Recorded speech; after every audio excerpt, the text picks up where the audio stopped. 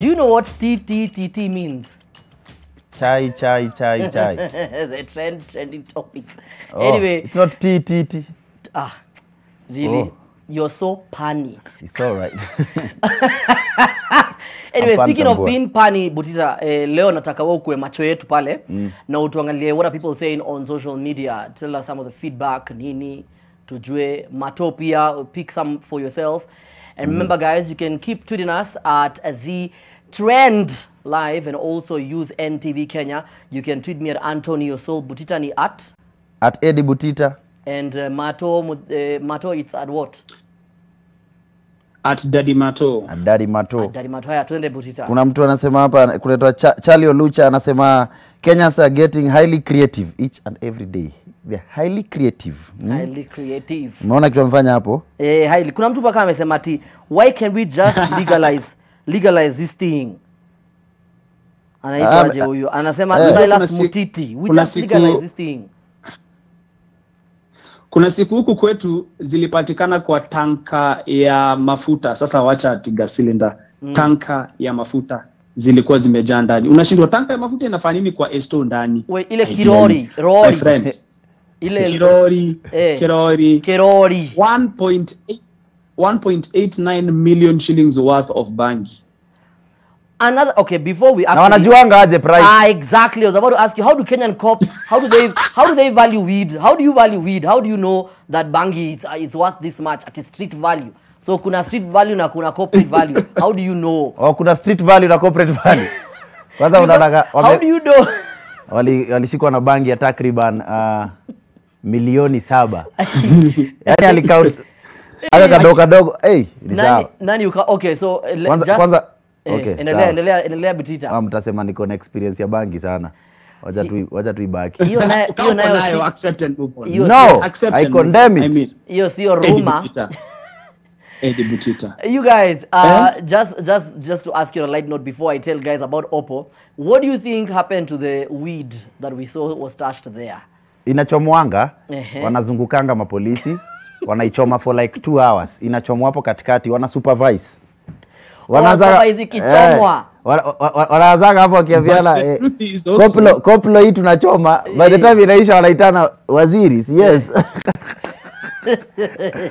but until the truth is also I don't think we'd ever know. No, what happens? We'd never know. Zina destroywanga kwa zile machine. We'd never know. Yeah. Oh, we'd never know. We'd never know.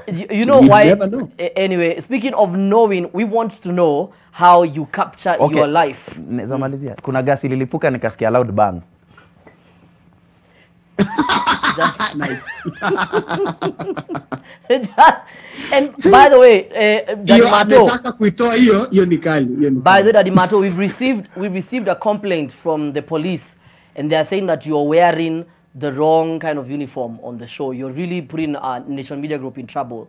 You need to change the t-shirt. You need to change your t-shirt. Your t-shirt ya polisi. Yeah.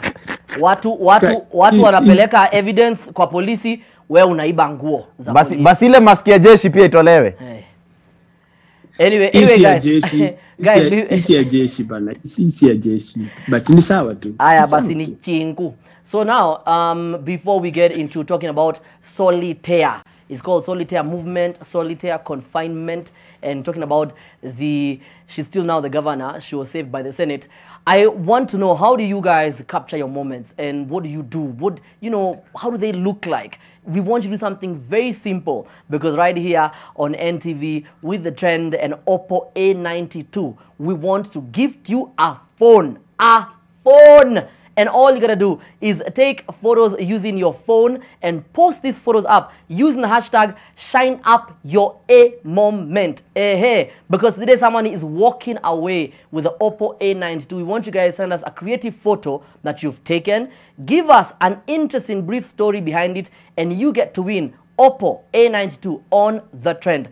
Pia tunataka mtag the Trend Live and Oppo Kenya everywhere. Tell your friends to like it, tell them to comment. Manze simu tu iezi enda tu kama mmekaa tu hapo. So pigeni picha pale, maybe mna watch TV, maybe you're with your family, maybe you're in the kitchen, maybe it's you and your puppy playing, whatever it is that you want to capture that moment. Make sure you caption it and tell us what is so interesting about it. Use the hashtag #ShineUpYourA moment and also Oppo A92, hashtag Oppo A92, and you might just get to win yourself an Oppo A92 courtesy of the trend right here on NTV. Let's move on. It was all fun and games for Governor Anne Mombi Waiguru during her Senate hearing.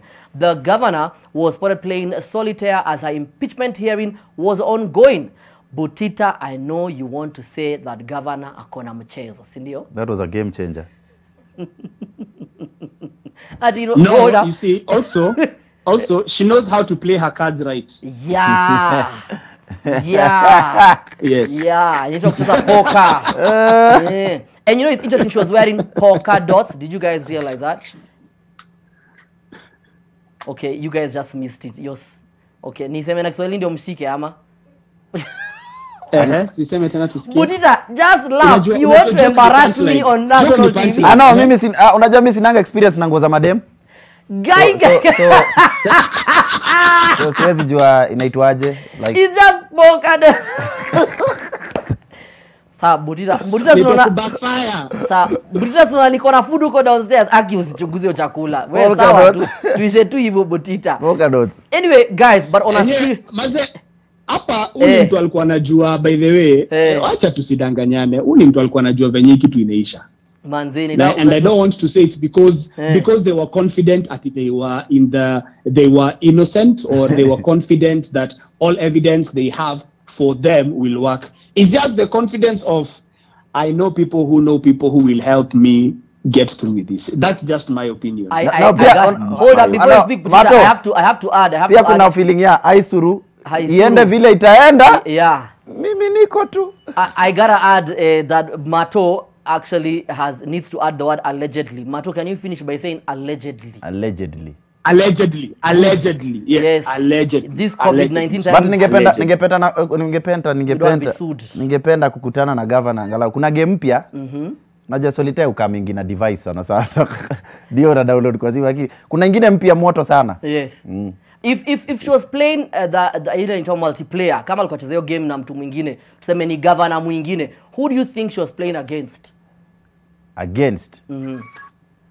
Anto hapa unataka kutuingiza tabani, unataka kutuingiza motoni. You already wearing clothes you shouldn't be wearing. Wewe unasema tabani gani? I think she was playing with Matangecheza Candy Crush naonanga inaweza kupea unaweza jibamba nayo sana. But guys, on a serious note, do you think it's fair to the Kenyan public that manze you're uko kwa hearing na unacheza game, unafikiria watu wanafilaje when they're seeking justice, the people of Kirinyaga? What do you think those guys are genuinely feeling like? Mimi acha nikwambia Ntoki kweli. Kama kuna kesi Kenya, enda Butita. Kama kuna kesi Kenya, nimeamua kuiangalia tu ni hiyo sasa. Sababu I don't know what's going on kabisa, sijui. Yani mimi hiyo nimeiangalia tu hivyo na macho. Mato malizia. I feel ukweli ni kama how you're not going to be allowed to say anything. You're not going to be allowed to do anything. You have hired people who you've paid very good money to speak for you. No you have them exchanging questions. There's nothing you're doing, but you just have to be physically there. By the way, mimi ninajua ningekuwa Candy Crush mbaya sana. Mimi ningeshikwa na delicious. Umshindwe ni nini ina happen kwa hiyo hearing? But hiyo pia ilinionyesha tabia yetu wa Kenya ya kuchungulia simu za watu. Yeah. But also usheko kwa gari hivi una text. Yeah. Mtu anaanza kucheka. Ndio anasoma text zako. But you know what, a few months or years or weeks ago, imesemekana kwamba gambling is a very big issue in Kenya. So who am I to say that maybe she was not gambling with her life, literally. Speaking of gambling, Mr.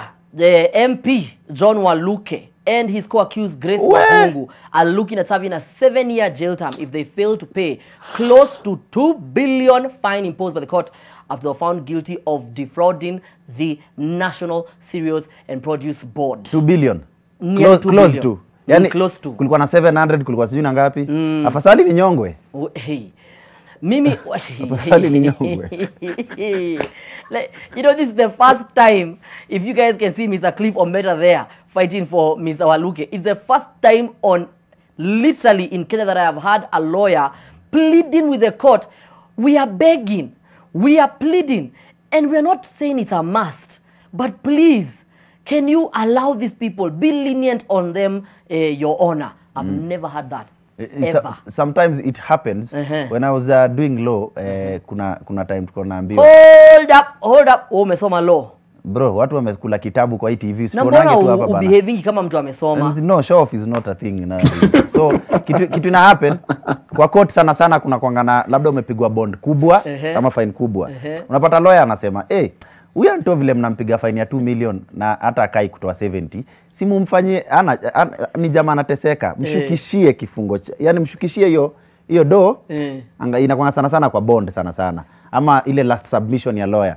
So I think hiyo ndio kitu alikuwa na try, but watu wengine waliagi wakasema angewekewa pesa kidogo angelipa sasa hiyo natoke. Angelipa sasa hiyo. It was even on today's Daily Nation showing that this literally now we are finally having justice in the courts of law. But also naambiwa na director wangu Jackso that there's a possibility Butita alikuwa anafanya kazi Lower Kabete. Is it possible Butita, that's how you got to know about wivu. Sasa ninggesema nilikuwa kijana wa street, mngeniambia ukweli, sorry. Lakini juu sasa ni okay. It's all right. Umesema venye umesoma. Mato, mimi nimechangia kulipa pesa ama wewe Anto, kama si concert ya muziki ungewaenda Nairobi Uni. Mato, tell us. Mato kule Butita. The thing about this case that angers me is that mtu mwenye alise umekaa nyumbani, hauna kazi, hauna pesa, uko na watu wanakutegemea. Then utoke hapo nje, uende useme hapa itabidi. Ninaona kuna machungwa fulani pale na kuna vitu fulani pale itabidi nimenyakua. Unaenda unaiba, unashikwa. Ukishikwa kwanza unatandikwa kichapo cha kifo. That, and if you're lucky you'll be arrested, upelekwe ndani. Alafu utapigwa sentence ya kama miaka 2 ama miaka 3 bila hiyo option ya fine.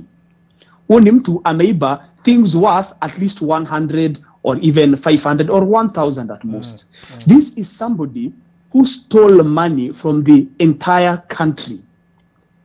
Anapewa option ya kulipa hiyo pesa.